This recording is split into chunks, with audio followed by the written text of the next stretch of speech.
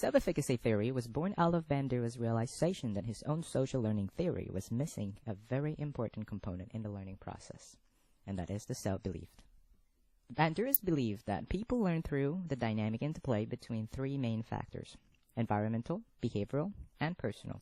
The interplay of the three factors lead to what he referred to as reciprocal determinism, which, in a less fancy word, suggests that any change in any one of the three determinants can affect the other two.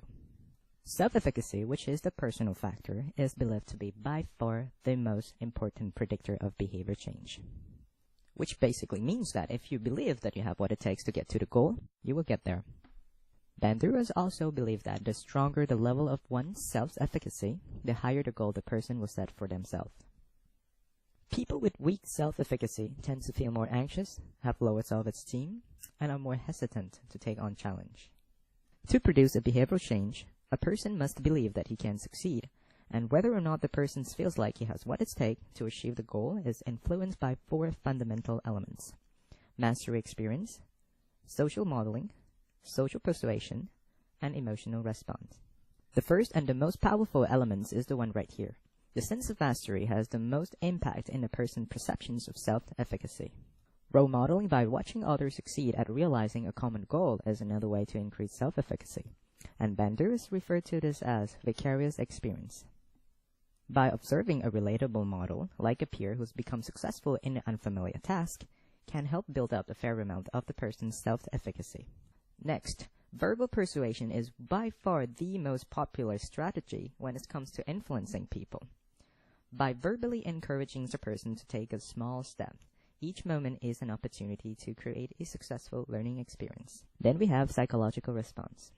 This suggests that a connection between emotional state and the two narrative style brings about feelings. The narrative of efficacy is when a person tells a story where he or she feels they were on top of their thing, and this leads to the feeling of resilience, motivation, and courage. And the opposite to that, which is the narrative of plight, which, well, lead to all the bad stuff.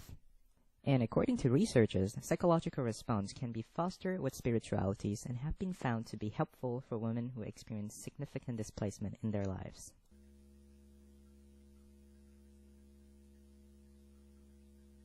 Determining our patients' self-efficacy is vital to their care because it serves as an important factor in their motivation, mood, and in determinations of patients' future actions regarding their health. Fostering self-efficacy in the community settings allows new behavior to be taught through modeling, teaching, or reinforcement.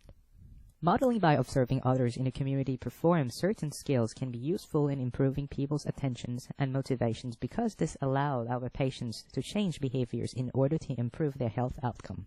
Reinforcement is not always then necessary as people have tendency to imitate a behavior regardless of the setting in which the modeling was originally observed. According to Bandura, as much as previous achievements can generate positive impacts on people's motivation, unsuccessful goal achievement in the past can be equally damaging to motivation, willingness, and self-confidence, and may prevent someone from undertaking new goals in the future. The person may feel as if he will not be able to succeed because he has not been able to do so in the past. And this can have direct effects in the probability of goal achievement. Another limitation of this theory is that much of the work on self-efficacy has been done on Western population, and it overlooks the cross-cultural differences when it comes to the concept of self.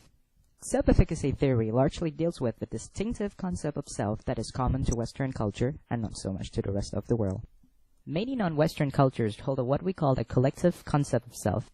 For example, the Aboriginal people's sense of self has roots in the interconnections of all things, and this may make it difficult to use the self-efficacy theory in this specific population.